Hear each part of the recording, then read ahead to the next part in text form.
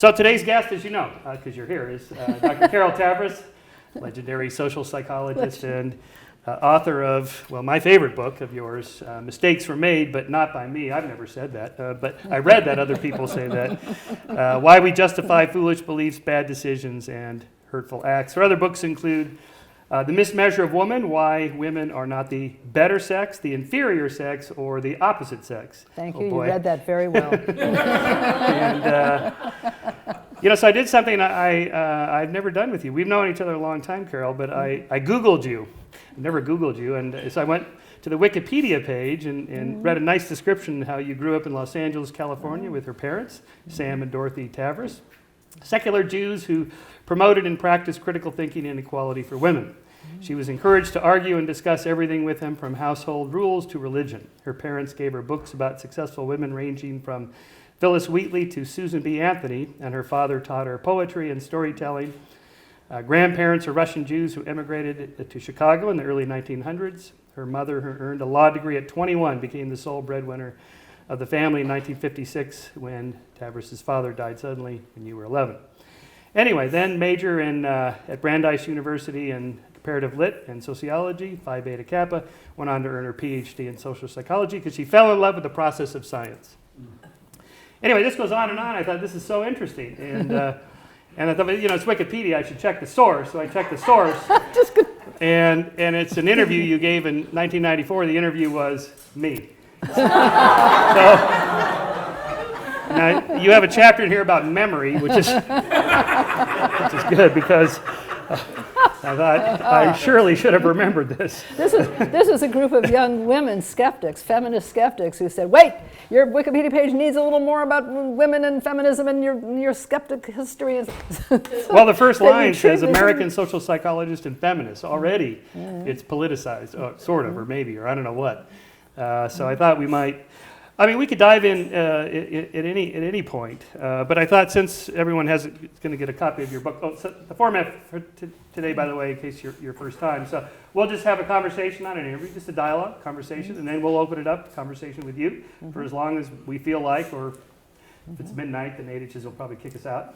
And then you can get your book signed here, and we have wine and food, and just we do the Enlightenment Salon stuff where we hang out and talk about great ideas. Mostly I invite people that I think have answers to questions that I have, so no pressure. Michael's been interviewing me for many years, but I interview him back, so it's okay. But I guess one place to dive in is my latest column in Scientific American talks about your book referencing cognitive dissonance with regard to this sort of new phenomenon called the backfire effect, where have you ever noticed when you're in conversation with somebody and you give them the correct facts about showing that their opinion is wrong, they almost always change their mind? Right, well, yeah, me neither. So the question is why, and anyway, there's some studies from some young psychologists who called this the backfire effect, the backfire being that you would think that they would change their mind, but in fact, not only do they not change their mind, they double down on their beliefs. So, but this, of course, is cognitive dissonance.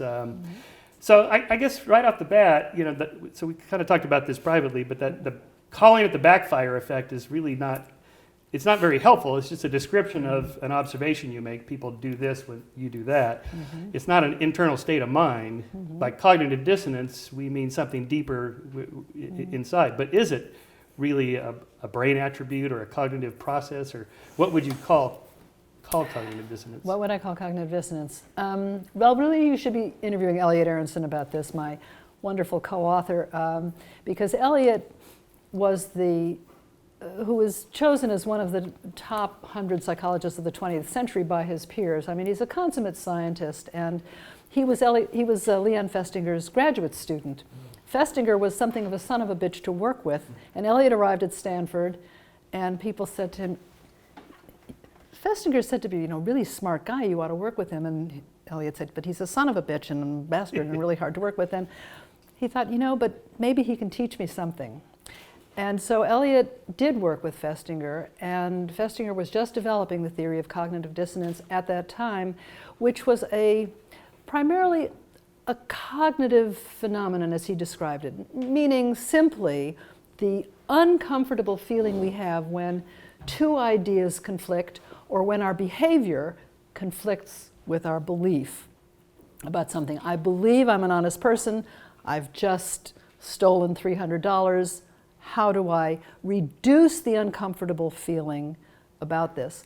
Festinger did the great book, of course, in the 50s when prophecy fails by infiltrating a group of true believers who thought the world was going to come to an end on December 21st. And they had a natural experiment that they could do, which was by being in this group of true believers who, the UFO group. Right? Yeah, I mean, the women who, okay, so some believers really took ultimate steps. They sold all their belongings and they went to live with the woman that they called her Marion Keech. Marion Keech's husband slept soundly through the night of December 21st, having never bought anything that his wife was prophesizing, but there you are. And so Festinger and his two friends are sitting there in this group of people waiting for the world to end at midnight. Their little group was going to be rescued by a special rescue rocket. It's going to take them away. The mothership. The mothership, exactly. And nothing happens at midnight, and nothing happens at 1 o'clock, and now everybody is really getting very nervous. And Festinger's sitting there thinking, what are they going to do? And suddenly Marion Keech turns to him and says, "What do you see out there in the sky?" And he said, "Nothing, actually." And she said, "That's not nothing, that's the void." Oh, okay. That explains a very great deal. Okay.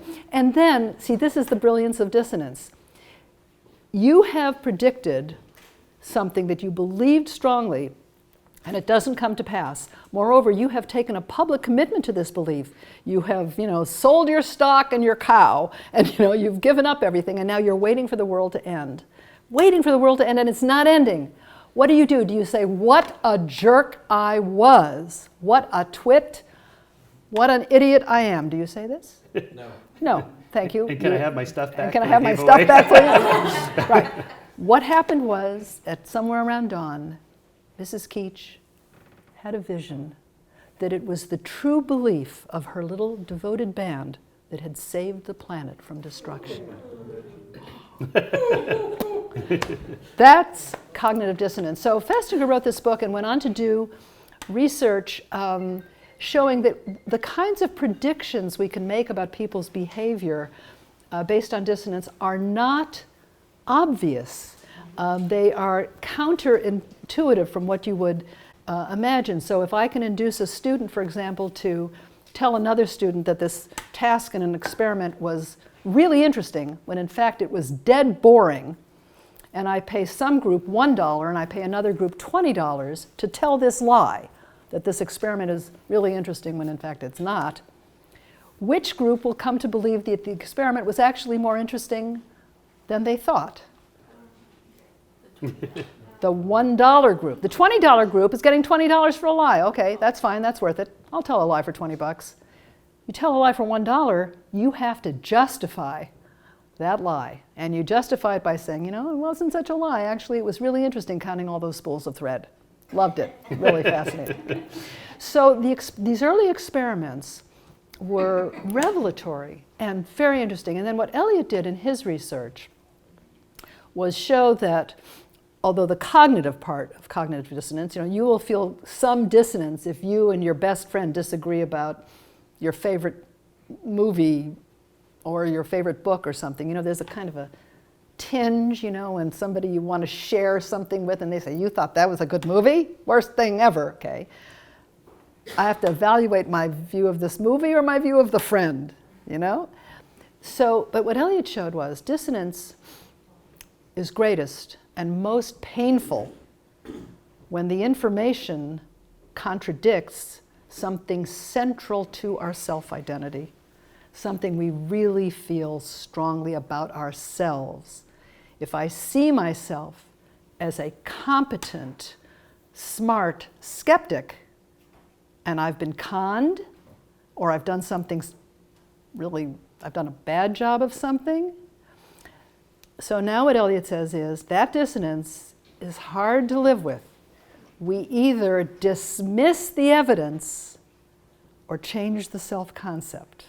There's a third way, which we talk about in our book, which I think is the healthiest way. But for most people, that's how it operates. And it operates kind of the way a thermostat does. It's kind of below awareness. You know, you're a smoker, you know smoking could kill you.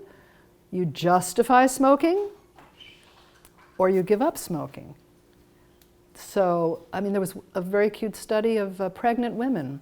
Pregnant women, what's more dangerous than smoking if you're pregnant? These women didn't give up smoking, but they said, well, I'm smoking less, so it's okay.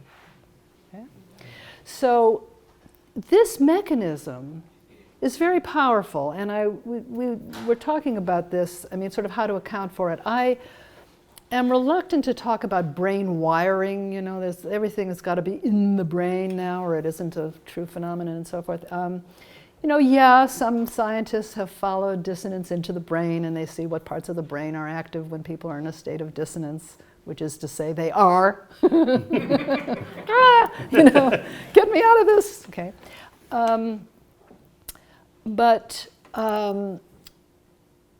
I think it is, the evidence we've seen to date is that it is a universal experience, although its content varies by culture, by people's experience. So people's own experience, you know, what makes you feel dissonant may be different than what makes me feel dissonant because of what is central to me or my self-concept.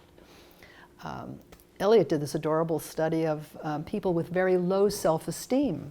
If you give people with very low self-esteem information that they've just done something fabulously well, do they say, "Oh, thank you for telling me that I've done a great job on this"? No, they say, "Oh, it was a fluke. You'll see, you'll see. Next time, I'll fail. Next time I'll fail." So it's the self-concept. Interactive effects. Yeah, it's the self-concept that comes first.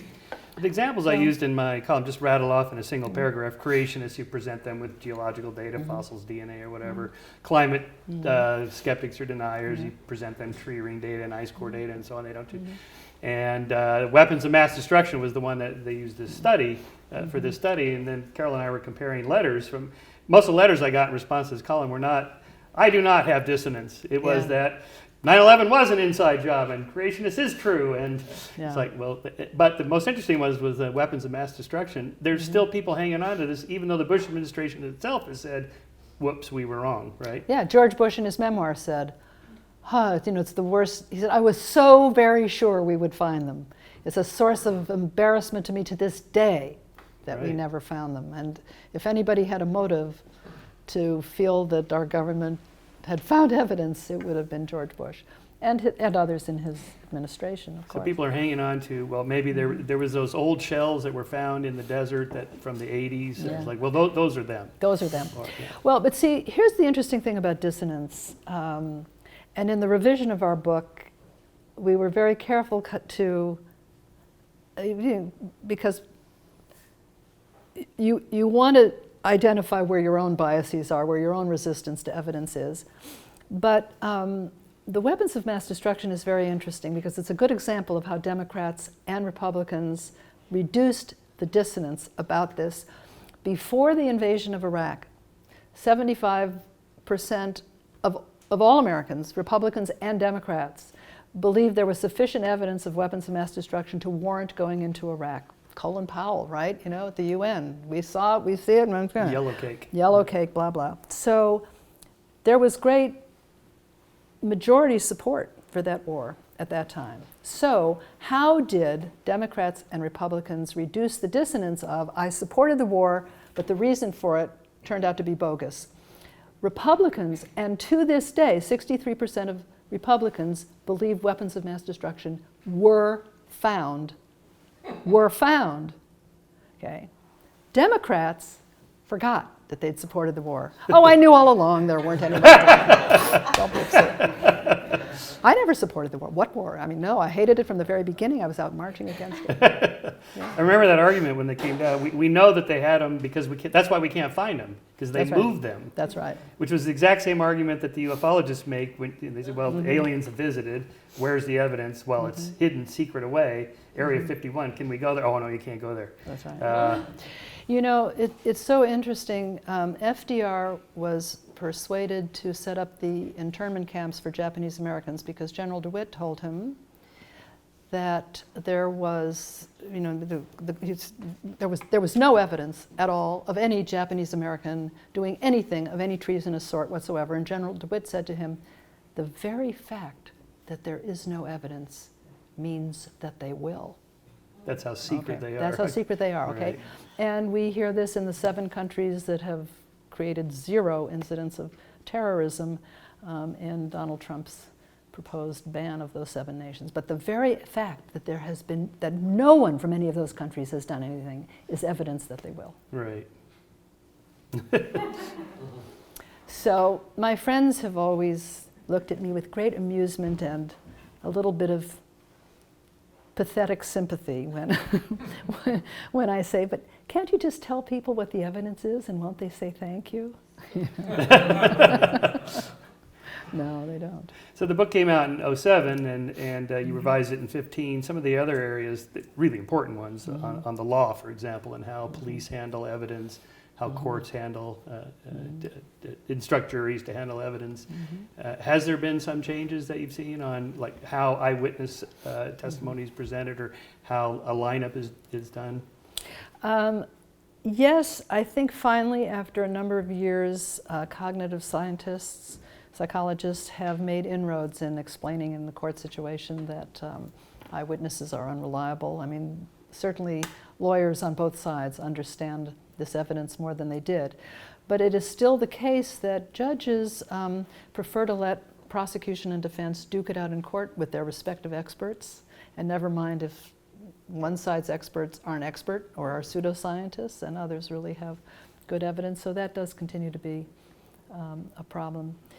The main change we made in the 2nd edition is, to me, an interesting one. When you reduce dissonance, I mean, the 1st edition of this book was about the consequences that follow when people justify mistakes and harms and wrong ideas rather than change their minds and acknowledge that they did something that was really hurtful to someone else, or that they've held a belief that really is outdated.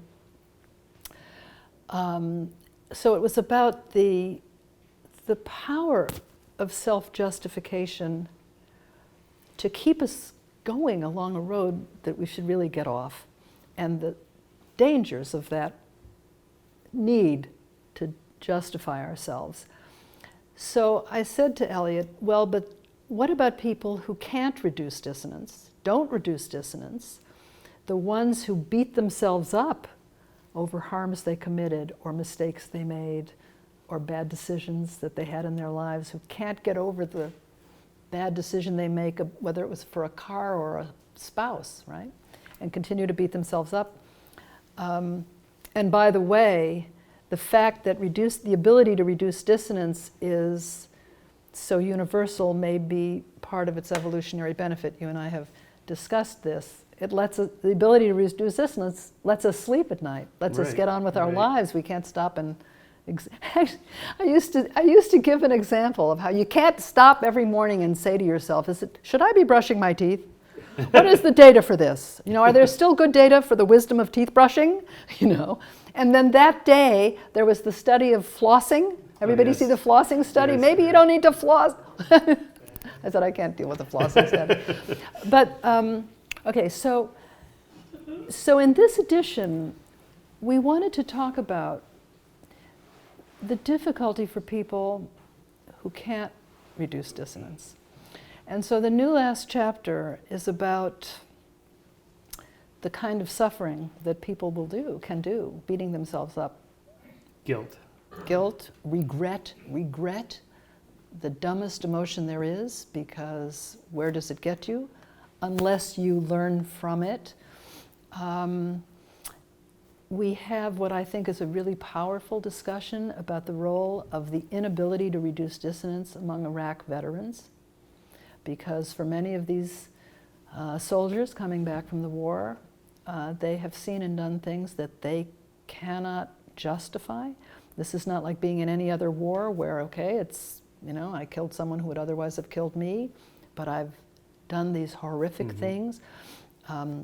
One psychiatrist refers to this as a scar on the soul, when you feel you've committed murder, not just killing people in warfare, but murdering. How do you live with that? That's what PTSD is. Right. So we thought it was important to raise. And what do that you addition. recommend? Doc? Well, you know, what's interesting about this is the moral coming to terms as well, which has a big psychological component too, of course. Eliot said in the first edition of the book he didn't want to talk about people who can't reduce dissonance. He said, because I don't want people to get permission, to be given permission to get themselves off the hook too fast. He said, sometimes some guilt is good.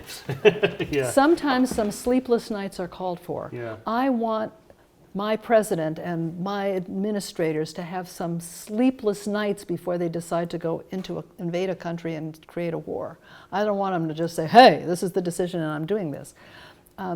Sometimes with some decisions, we really have to work to understand what went wrong. Because if we don't put in that mental effort to understand why we made the mistake we did, why we took the wrong decision, why we believed something longer than we should have, if we don't do that, it's a platitude to say we have to learn from our mistakes, but we have to learn from our mistakes because otherwise we justify them and keep committing them, learning nothing. There was a Fox, after the all the investigation about the torture that we committed in Iraq and blah, blah, blah, and the national reports on this. One of the reporters on Fox News said, oh, that was so long ago and that was then and we've learned from it and let's move on and don't dwell there, don't go back to that, let's not deal with the mistakes we made as a nation. Right. Hot potato, let's get on. Now, there's a famous story about President Kennedy after the Bay of Pigs fiasco, fessing up, taking full responsibility, and his ratings went up. And it's a pretty well-known story. You would think, if nothing else, as a strategy, politicians would look at that and go, okay, I don't believe I'm guilty, but I know if I say it, that my ratings will go up, but they still don't, for the most part. It depends how popular you are and what the error was and what the opposition does, because when some politicians have done that, the other side accuses them of flip-flopping. Oh, right. Okay, flip-flopping. Yes, because I've learned something. And so we can try to make your admission of error into another, more evidence against you. But in fact, JFK's lesson, admitting the mistake and the huge bump in approval that he got, is actually a lesson for ourselves too. That is, if you say to your beloved friend, partner, parent, you know what, honey, we've been arguing about that thing for the last 17 years. I've thought about this. You're completely right. I'm completely wrong. Is the other person going to say, I'm leaving? I mean, no, right? The other person is going to say, Finally. Finally. But you have to mean it. You have to mean it. Yes, you have to mean it. You have to see your part in your own life story. That's so here the Judeo-Christian, particularly the Judeo part of guilt and then remorse, apology, sincere apology, is really the only way to. The deeper way to reduce dissonance from something that you can't make right. Well, that's right. I said earlier there's a third way to reduce dissonance between justifying the wrong action and seeing yourself as an incompetent, stupid, foolish idiot. There is a third way. It's one of my favorite stories in the book, which is when Ronald Reagan agreed to go to Bitburg, Germany to lay wreaths at the cemetery at Bitburg, where it turned out 47 Nazi SS soldiers were buried. And there was a huge outcry about this action that Reagan was taking. He was going to lay a wreath, there in this cemetery where these Nazis were buried. And there was such an outcry from Holocaust survivors everywhere in the world and from a whole lot of other people too. And Reagan would not back down. He went. And so people asked Shimon Peres, then the Prime Minister of Israel, what he thought about his friend, Ronald Reagan, doing this, his friend. And Peres said, when a friend makes a mistake, the friend remains a friend, and the mistake remains a mistake. This is brilliant, because normally when a friend makes a mistake, we can reduce the dissonance by ending the friendship or minimizing the mistake. And what Peres said is no, the third way is the wisest way. When I make a mistake, I remain a good, kind, competent person. Well, maybe not entirely, but that's up. I get to think of myself still as a competent person, but the mistake I made remains a mistake. Now, how do I learn from that so I don't do it again? And see, that's the key hard thing to do, is to separate the action from the self-concept. I, as a skeptic, I will confess this, have been known to be wrong on at least 7 or 8 occasions in my long life. I'm wrong about 6 times before breakfast, because all you have to do is read the news of the day and the latest study of something or other that you thought, right?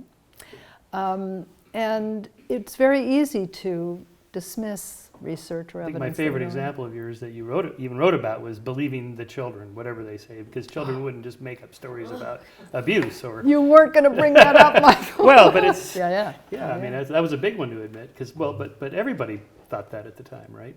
Except for maybe developmental psychologists. I don't know. Oh no! Well, developmental psychology was wildly split on that question. Right. Yeah.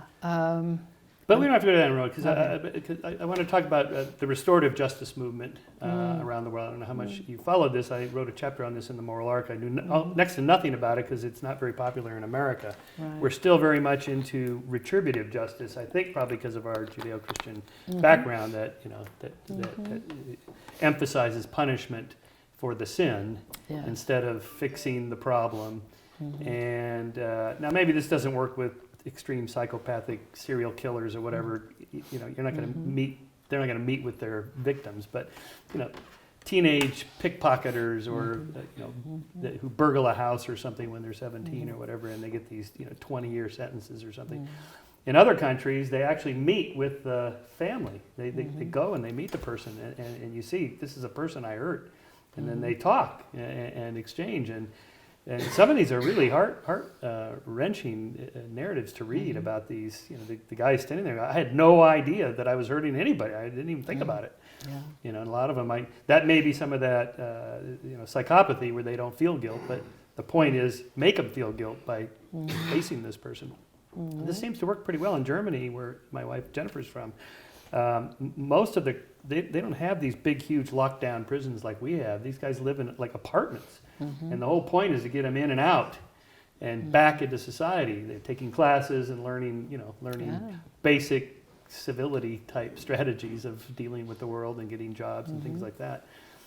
Do you suppose that, I think it's because of our because we are so religious and that sort of retributive justice, that we have to punish the sinner rather than fix the problem.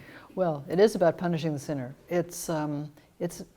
We're an immensely punitive culture, I mean, somebody makes some little mistake, and I mean, we throw rocks at their head. It's not about we've sort of lost the focus on the great question, which is, if somebody does something wrong, especially a juvenile or a young adult, what do you do to get them back into society so that they don't come back? And we don't care about the data showing what kind of programs are most effective in making sure they don't come back. The fact that we have solitary confinement as a punishment in this country is inexcusable. It is torture. It is prohibited by the Geneva Conventions. You don't get to throw a man in prison in solitary for 37 years.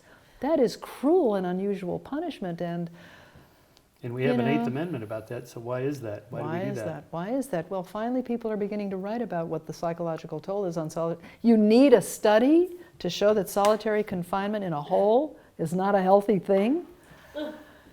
Thoughts on the death penalty in that same regard? Doesn't deter crime. It doesn't deter crime. Because most crimes are not committed, thought out by a rational, calculating agent who thinks, okay, I could steal the car, death penalty. Death penalty or car. It's just which spur do of I the moment. want? Yeah. Right, which do I want? Well, no, I mean, look at Breivik. How many people did he kill? 77 people? And he's in this lovely summer camp, I mean, they're not going to rehabilitate him, of course. Well, the question is, what is the purpose of killing someone? What's the purpose of killing somebody? It's far more, if you care about dollars and cents, it's far more costly than incarcerating somebody for X number of years. How many people in prison have in fact, gotten advanced degrees and, become... Well, a lot of the families, victims' families say they like it. They like it. They claim it brings closure. I'm not sure I believe it. That's within our culture. Particularly since I think the average is like 25 years on death row. I mean, it's just... you're going to be dead before you get closure. Yeah. No, we have, I'm afraid, many irrational, ugly, punitive policies in our society because the politicians who initiate them get that from their constituents. That's the kind of response they want. I'll tell you a little story I did for my next book called Heavens on Earth. It's about the quest for immortality and the afterlife and all that. But so I started writing about terror management theory, which you're familiar with. The theory is that awareness of your own mortality and facing the idea of the thought of death, not because you have cancer or whatever, but just sitting here. You're all going to die. Okay, so this is going to... What? This is going to have some effects on your behavior. There's tons of research on this. It's all directed negatively. This causes you great anxiety and terror, and so you employ all these behavioral strategies to overcome the terror. Anyway, I'm pretty skeptical of this for a whole bunch of reasons. But one of the interesting studies I ran into and then conducted my own was of the death row inmate final statements in the state of Texas, who has executed 584 people since 1982, and when they started recording them. So, and you can actually go to the web page, the Texas Department of Justice website, and they have every single... Is that an oxymoron? They have every single person who was executed, what the crime was, and so on, and then their final statement. And the way it's done is they're on, these are lethal injections, so they're there on the gurney, in the crucifix style with the arms out, and they bring a microphone right down, and they say, "Is there anything you'd like to say?" And it was, I think I counted 424 issued a final statement. The others just didn't say anything. And so I read every single one of them, and then with my graduate student there, Ananda, and a couple of her students, we coded them and put them in a database, and then all of us read them and then categorized them in different categories. Okay. So just to sort of cut it short, I mean, some of them were filled with explicatives for the warden and so on. But a lot of them actually were, well, I think it was 64% or 68% or something had to do with love. I just want to say I love my mom, I love my wife, girlfriend, I love, Bob and Billy Joe and so on. It's the fellow cellmates. Of course, they've been there for 20 years, so they know each other pretty well. And I'm really sorry. The families are often sitting there right on the other side of the window, and you can say something to them if you want. So I'm really, really sorry. And I think the second largest category was apologizing for what they did. There was, a few of them had these elaborate stories about what really happened. Oh. Some of them were kind of amusing, like, I didn't do this one, but I did kill this other guy. Oh, okay. Right, so, yeah. But the point was that not only were they not terrorized or anxious or anything like that, it was this deeper emotion of love and forgiveness, wanting forgiveness, and that prison was pretty much a hell, and they're stuck with it. So if you're like the death penalty because the idea of it brings some comfort to the victims' families, well, at least prison is a pretty hellish place to be. Maybe that would be better than death, if this is what you want, if you want Right. retribution. Is one way to kind of look at that. Mm-hmm. But far from terror, so I don't know how much you've looked into terror management theory. It's based on this, so you have some Freudian background when you were in undergraduate. Freudianism was still popular. Oh, yeah. And so this whole thing is based on unconscious, because when I first met one of these guys, I said, I'm not terrorized to death, I don't even think about it. I'm thinking, whatever, I mean, I won't even know, because when you're dead, you can't perceive anything.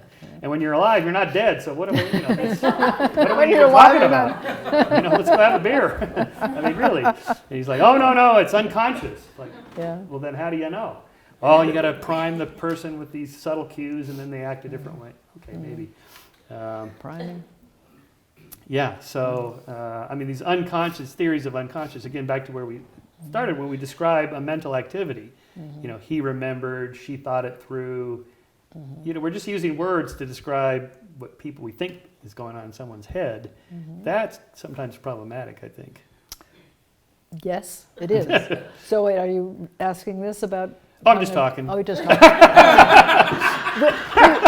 we need your book very soon. Heavens on Earth? Heavens on Earth, yeah. So, I'm just, What are the heavens? Well, of course, the traditional ones, but the main chapters are on the scientific attempts. This is, like cryonics. You're going to be cryonically frozen and brought back in 1,000 years. You could be a historian of the 20th century. I was there. The Nixon speech, I saw it live.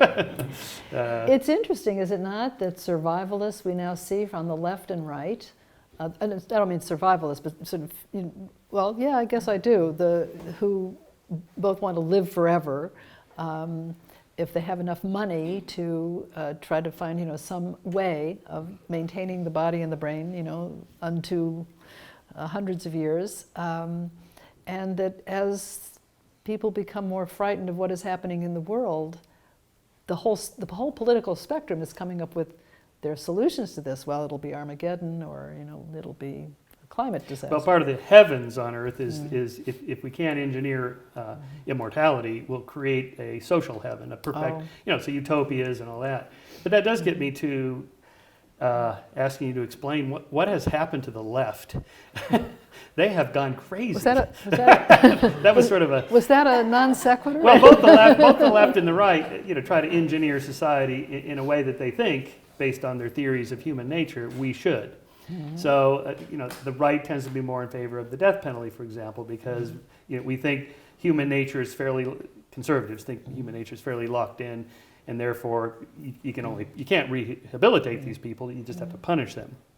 And so much of social engineering from a left or right perspective depends on your theory of human nature. And yes, so, in terms of people being baffled by the recent election, this idea from the left that we have to engineer every word college students say, we have to have microaggression training classes and safe spaces for them to go because they have to be protected because culture is so powerful. They can override their sensibilities, and so this is what some of us that are concerned about this call the regressive left, or I'm now calling the alt left, in contrast to the alt right. And I'll read you a little. This is something I just added to this chapter from this Wall Street Journal opinion editorial writer. Sohab Hamari, he wrote just a short little book called The New Philistines, How Identity Politics Disfigure the Arts. So this is just his little closing line here. Having been told for decades that the promise of universal rights is a lie, that group identity is all there is to public life, that the Western canon is the preserve of privileged dead white men, and that identitarian warfare is permanent, many in the West have taken up their own form of identity politics. There's a logic to their demand for validation. When culture only rewards the assertion of group identity, black, female, queer, etc., the silent majority will want its slice of the identitarian pie. They can do identity politics too. It's called white nationalism. That's right. So this is what, I'd like to get into this a little bit. It's like the pendulum, you and I have been around long enough to see that pendulum swinging back and forth. To me, it feels like the left has just gone so far out there that the right is just responding. You know, that's the alt-right is out there because there's an alt-left. I don't know what you think about that. Oh, I don't think so. I see a different trajectory, which is the conservative effort to undo the New Deal, which began just about as soon as there was a New Deal, and the idea that there should be safety nets in health and labor protection, that you don't get to have 9-year-olds work 20-hour days, okay, and Social Security and Medicare and so forth. And each one of these changes in the national fabric was met by tremendous resistance from conservatives, and for the reason that you say, it's a different view of human nature. It's up to every individual to sink or swim, you know, and you shouldn't be relying on the government to do this for you. That's a philosophic and political point of view. The efforts to undo the New Deal, where you go after the courts. You mean Roosevelt's New Deal? You're Roosevelt. the Yeah, New Deal. I mean Yeah. the New Deal, right? And we have watched, you know, the protests over every new effort to create a safety net. Medicare was going to undo the world, and Johnson's Great Society, the fight over civil rights, the fight over basic civil rights in this country is what turned the South from Democrat to Republican.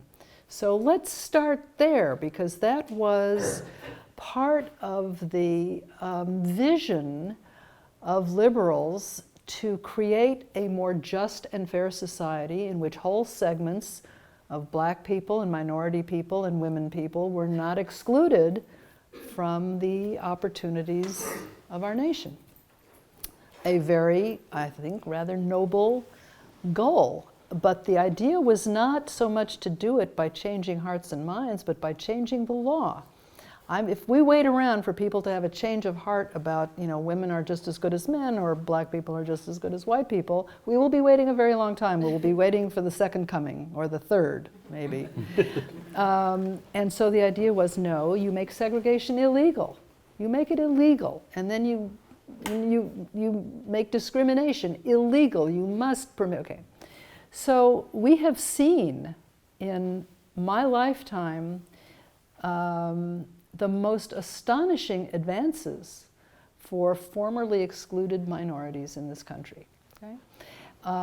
So let's start with that. But then what indeed I think has happened in recent years is that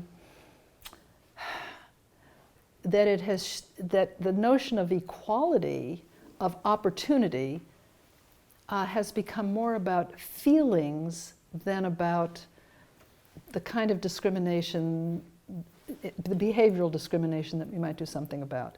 I yield to no one in my loathing of what is happening on college campuses. I completely agree with you about this. But my point of that was that this, in part, this is what enrages the right. Like, right, come okay. on, look how ridiculous. But so, it is. you know, you can't get into who started this, Yeah. because it's the sound of one hand clapping.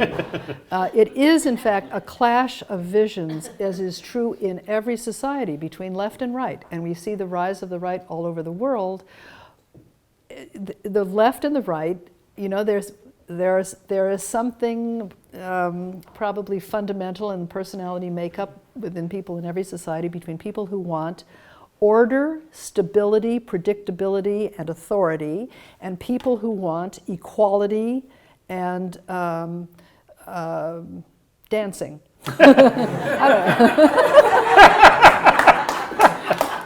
Equal treatment. That's how it is, right? I mean, actually, it's known that very conservative people, if you ask people's values, what do you value in a society? How do you want a society to be organized? How do you want to live your life? What are the values you live by? Some people will say security, authority, reliability, predictability. I want somebody in charge telling me what to do. And others will say, I want freedom and equality and a whole bunch of other messy things, okay? These are not exactly harmonious values, are they? And that's why they clash in every society where they occur. And by the way, you need both for any society to function. So that neither side goes too far. So that neither side goes too far. And this appears to be, from the research I've read, a temperament preference. That is, you don't pick your party because they have the better arguments or the better data.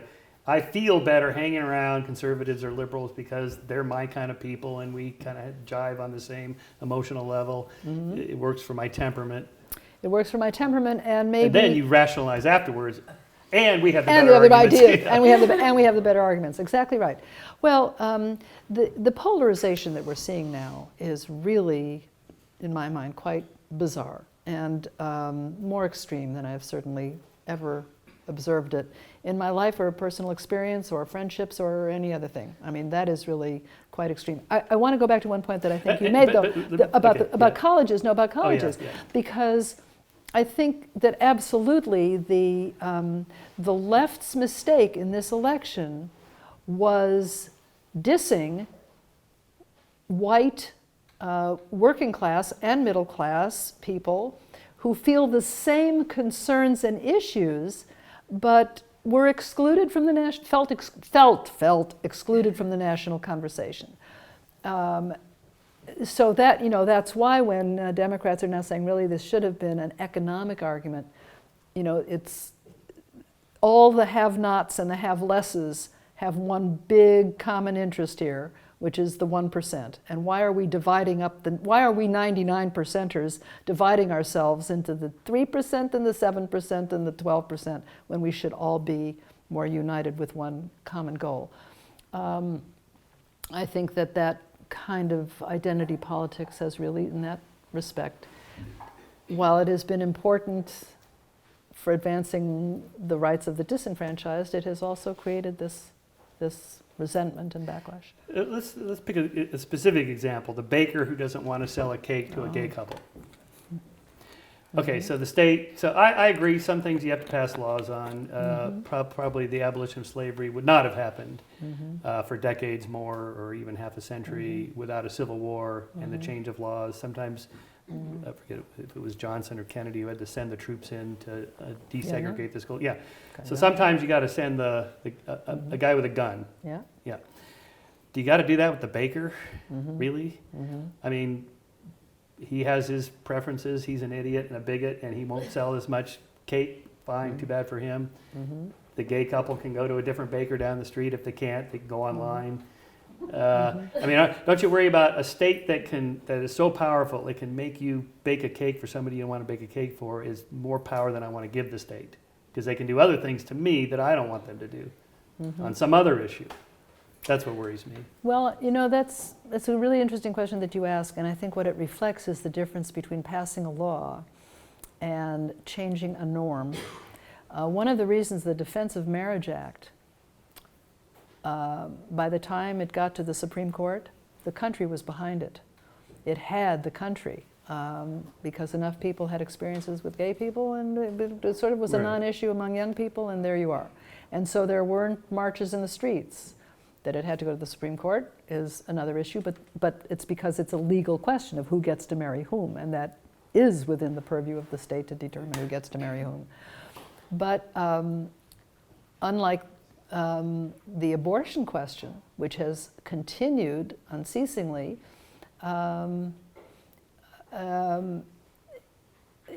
there was not the support of the whole country's shift in attitudes about abortion and reproductive rights that there was with the gay issue.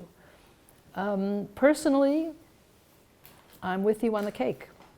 You are? I am with you on the cake. But it's... It feels bad. I know, it feels bad. The guy doesn't want to serve the black at the diner counter. That just feels so bad. But do you really want the guy with the gun to come in there and make him serve? My mother, you mentioned in the interview that you did with me, my mother got her law degree in Chicago in 1927 when she was 21 years old. So she had 3 strikes against her. She was a woman, she was a Jew, and she was short. Oh boy. 3 major acts of discrimination. Yeah. And then a lawyer. And then a lawyer. 4. But, you know, maybe this is something I got from her. She had a way, her attitude was, you will meet, most of the people you meet who are prejudiced against short people are ignorant, uninformed, inexperienced. They don't know people in your category. They don't know much. They're probably not malevolent. They're probably not mean. They're probably really nice to their neighbors and friends. And I have always found that persuasion, humor, and charm go a long way. It's such a complicated question because for the most part, that's what I would like to see more of. On college campuses, the thing that upsets me so much is the "I'm offended" line, but I don't have to explain why I'm offended. Mm-hmm. I don't have to try to persuade you or argue with you about your point of view versus my point of view. We don't have a conversation. So, you know, reaching for the club, reaching for the law is certainly appropriate in many, many cases. Maybe not so much in others. Mm-hmm. Well, I mean, it's been almost a century since your mother's time there in the 20s. So yeah. Would it be too much to say that conservatives today are more liberal than liberals were, say, in the 1950s? That the whole country has shifted so much, just gradually enough you don't notice it? Mm-hmm. And it sounds like an absurd statement to make. I think it's an absurd statement to make. You do? No, I'm teasing you because, of course, I know that is the premise of the moral arc.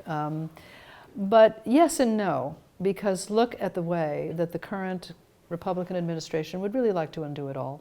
They want to undo Medicare. They want to undo Medicaid. They want to undo Social Security. They want to undo the idea of a federal government's systems in place to take care of its people. I mean, the great irony about Obamacare is, as we know, it was Romney care. It's a Republican plan, Obamacare. Right. What the Democrats would have wanted was a single-payer, right, more Canadian system of health care. Knowing that would never happen, they went to a Republican plan, you know, Romney care. If they just labeled it Trump care, we'd be done with this whole conversation.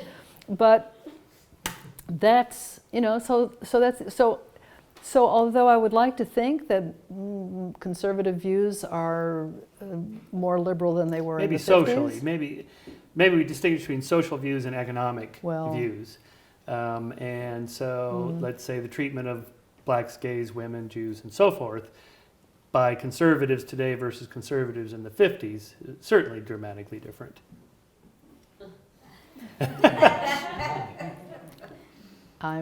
You're skeptical? Really? I am. Mm-hmm. I am. As I mean, if we just leave aside the 2016 election, or just say, let's say Hillary won. I mean, people say 2016 was the worst year ever. Mm-hmm. Yeah, but had the election gone the other way, what else was bad in 2016 that you're throwing in with that? You're not saying, I'm not claiming you're saying that. But look, the vituperation that we see on the internet, the disgusting misogyny, the loathsome racism and misogyny in people's comments is... Well, but that's the internet. I mean, that's always been there. Forums and... Okay. I mean, it's been pretty nasty. So it's very nasty. Yeah, so is it a yeah. sign that things have gotten better about racism and sexism? What does it tell us? What does it tell us? Sure, many things are better. There's no question that many things are better for women and for men. You know, it's... I mean, one of my explanations for the seemingly small things that college students are protesting. I mean, they're up in arms. You know, Milo Yiannopoulos shows up at UC. You know, they're burning the place down. Now appears it was outsiders that came in, not the students, but still, he has been deplatformed, as you know, in at least a dozen colleges, and he's not the only one. I mean, Richard. It's happened to sorry, not Dawkins, but Bill Maher at UC Berkeley and so on. That most of the big ones have been taken. You know, we've accomplished so much morally over the last, say, century. that we're sort of ratcheting down the sense of moral outrageousness over incorrect things is still there, but the problems to be solved are not as big. Maybe that's a way to say it. Oh, that's interesting. Well, See, you see history complaining as, about microaggressions, like Oh. those sorts of things, or safe spaces, deplatforming, that stuff some of us are concerned about, that it's turning these college campuses into sort of places of victimization, where the search for who is my oppressor. They call it the oppression Olympics. Yeah. Which group is most oppressed. Mm-hmm. And this is what when the right sees people on the right, they go, this is absurd. This is well, it is. I am not. I mean, and when you have like a mass shooting, like at the gay nightclub in Florida, and Hillary's response is, we need gun control, and I'm worried about Islamophobia.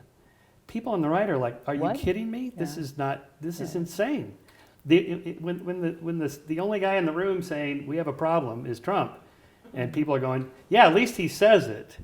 It's Islamic terrorism. At the moment, that's the problem. It had to do with Florida? Islamic terrorism? What? Well, that guy was self-radicalized. Anyway, but that's just from the right's perspective. Just listen. This is what they say. Oh, I mean, for the right to watch the victim Olympics. Indeed, I mean, Wendy Kaminer many years ago now said something is really wrong when a young woman at Harvard thinks she's a victim. That a victim of to have the benefits of being a student at Harvard and to think that you are, as oppressed as a woman in Somalia is preposterous. Right. But you see, the victim thing is not new either. It began to arise in the 80s and 90s. With recovered memory and so forth, with kind of the comfort of feeling that I can explain all my problems, which somebody else did this to me. Someone else did this to me, and we do that for a while, and then you're supposed to grow up, and reach adulthood, whatever that might be. So I agree that some of the more preposterous extremes of college students and the spineless administrators who haven't resisted this is really a great problem. I don't dispute that at all, and I don't dispute what it means for students on college campuses who are conservative and who feel that they can't say a word. When I was teaching at UCLA, I had the last day of class, we had to say to the class, we had to ask the class to this was the first time at UCLA, this was quite a long time ago now. We had to ask the class to fill out an evaluation in which they had to say whether the professor was sexist or racist in any way, or had discussed gender and race in some way that, I don't know. I said, this is a psychology class. We discuss racism and sexism, what? So we were told that that they didn't have to answer that question because it wasn't phrased right that year. But the idea was to have the students, call you out if you'd said the wrong thing. And this, to me, is really the whole rate your professor thing has been a great disaster for the adjunct teachers in our country who teach 75% of all college classes, because they're terrified that they will lose their job if their students don't evaluate them, in the right way. That is just okay. I won't. Anyway, but the point is that a male student in the front row said, I have never felt I can talk honestly about my feelings about gender issues at UCLA. Right. And suddenly he was up and talking, and suddenly other students were up and talking. It was the first time I realized that he hadn't felt free to say what he really thought about even the research that he was reading, whether it was about sexism or anything else. Right. That's the problem. Right. That's. You mean the silencing of speech, not legally, but just covertly? Well, it used to be, keep in mind, it used to be the other way around. When I was a student at Brandeis of all places, I sat there mute because you were afraid, first of all, the teachers wouldn't call on you, and if you spoke, it was like listening to a speaking chipmunk or something. What? The female has spoken? Right, So. Right. I was watching that CNN special on history of comedy. Oh. And the second episode is the history of women comedians, to which one of the male comedians said, the fact that you even have to do an episode on that today still is problematic. I mean, why do you have to call that? Women's humor? Why do you have to call it women's humor, you mean? Yeah, or even discuss it. I mean, of course there's women comedians, and they should have equal opportunity. Why is there even why do we have to, anyway. Absolutely. Well, when I was working at Psychology Today all those many years ago, and it was just believed that women had no sense of humor and women weren't funny, which really made me mad. No laughing matter. No laughing matter. We decided there wasn't really a sex difference in funniness. It was a difference in what do you think is funny. Okay? Oh, right. And I remember consulting to a group of military as women were suddenly being admitted to the military. They were still a very small minority, and so they summoned this working group to discuss how to admit women and how to manage this acceptance of this new minority. And one of the guys with brass and top level guy said, well, he said, I always ask my junior officers if I can tell them a joke, or will they be offended? And they always say, sure, sir. Yeah. And then the joke is, why do doctors spank newborn babies? So the penises will drop off the dumb ones. Really funny. Yeah. So at this point, an older woman in the room, she was a secretary, an older woman stood up and said, I was always taught that if you have to ask someone for permission to tell a joke, you shouldn't. Yeah, don't do it. Leave that to the professionals. Anyway, this is neither here nor there. I don't know how we got off on this, but it's about. Well, the polarization of both politics and academia, I agree, it feels more extreme than in our lifetime, but are we subject to the recency effect? I mean, Nixon's generation of, all that Watergate, that was super controversial, and I seem to recall Congress being polarized about Watergate. And college campuses up in flames in the 60s. Look, I would put it this way. I love Barbara Tuchman's wonderful observation. Every oppressed group puts on in time the robes of the group it has overthrown. Because the issue is not what race you are, ethnicity, or gender, or religion. It's who has the power. Who has the power to make decisions, who has the power to run a class, who has the power to determine what we study in a class, who has the power to determine whether you can speak or not speak. And the fact that young people, former minorities, are now in a position of some power, that is what they're doing. They are flexing their power muscles. And they will be as stupid about it as the white guys they've temporarily usurped. Okay? It's about feeling free at last to say, I can determine what you say and think. Right. And that's why I'm less angry at the students than I am at the faculty and administrations for not setting the rules of what correct discourse is, of teaching critical thinking, of teaching that before you get to just say I'm offended, fire that person, you have to say why. I mean, there should be something in place. I guess what's surprising is that if this still goes on in academia, that is discrimination against women or whatever, this is one of the most liberal places in the world. And those professors were the college students back in the 60s and 70s who were super liberal. How is this still going on? Is it that they say one thing publicly, but behind closed doors when they actually hire people, there's still a discriminatory module running there? Well, first of all, this is not a sort of a uniform thing. Discrimination varies by field, by profession. I don't have to tell you that in science, women are still immensely victimized as a very tiny minority. The numbers are growing, thank goodness, you mean in science. The physical sciences? In the physical sciences, because I think in medicine there's more MDs now, in medicine there are more women than men, and as a profession becomes devalued and as its salaries decrease, more women go into it. This is a... Why? Because they can. Oh. Because they can. historically, men have tended to choose an occupation because it pays well and has room for advancement and so forth, and women tend to choose a career that they know they will be admitted to. And in some respects, this has not changed. I mean, as women began going into medicine, as medicine's prestige was declining, men started leaving, for Silicon Valley and tech. Certainly in areas where women are a majority, you don't see the same problems as in areas where they're not. And by the way, male nurses and men in careers that have been traditionally female suffer plenty of oprobation, so it's endless. It's just a cycle. I mean, so you see things as a kind of, as a progression toward improvement. And I see things as the eternal wheel.